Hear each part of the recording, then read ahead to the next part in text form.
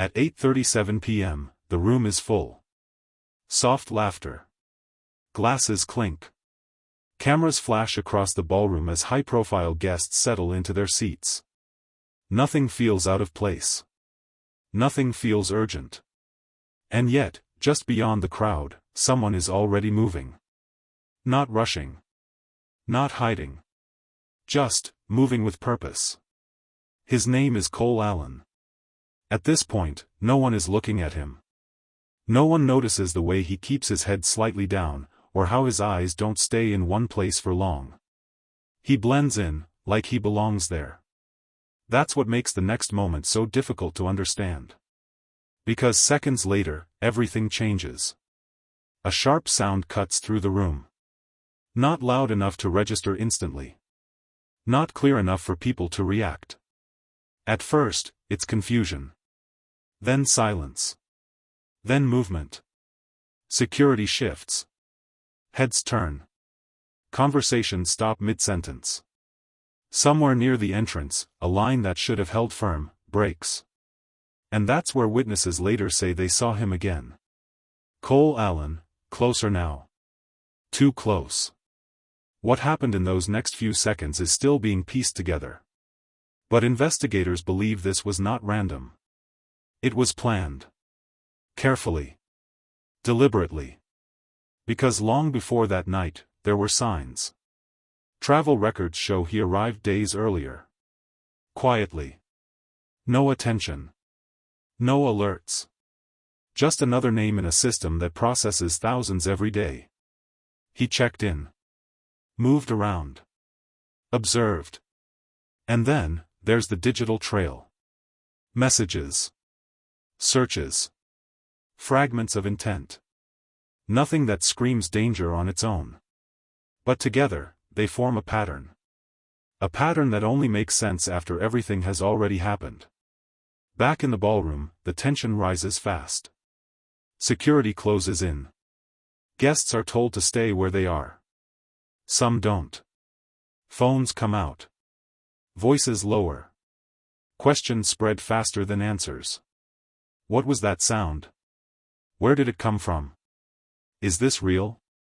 Near the checkpoint, the situation becomes clearer. A weapon is reported.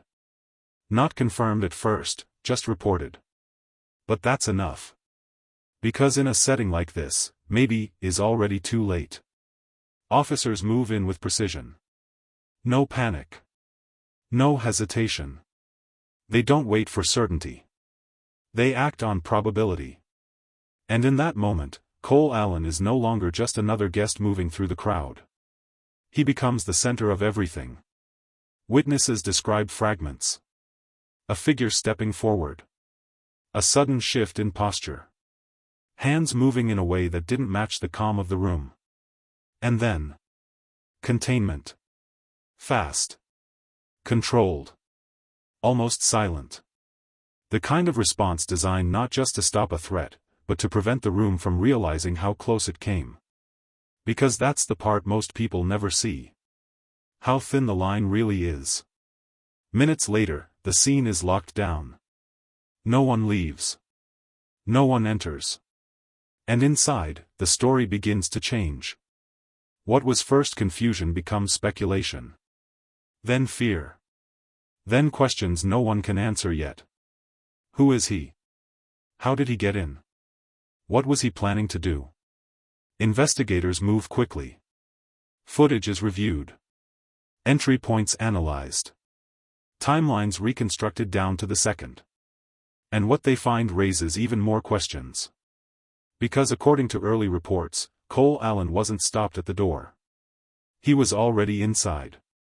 Already past the point where he should have been flagged. Already moving freely in a space designed to be controlled. That's the first detail that shifts everything. The second comes from the digital evidence. A message, sent shortly before the incident. Not loud. Not dramatic. But final.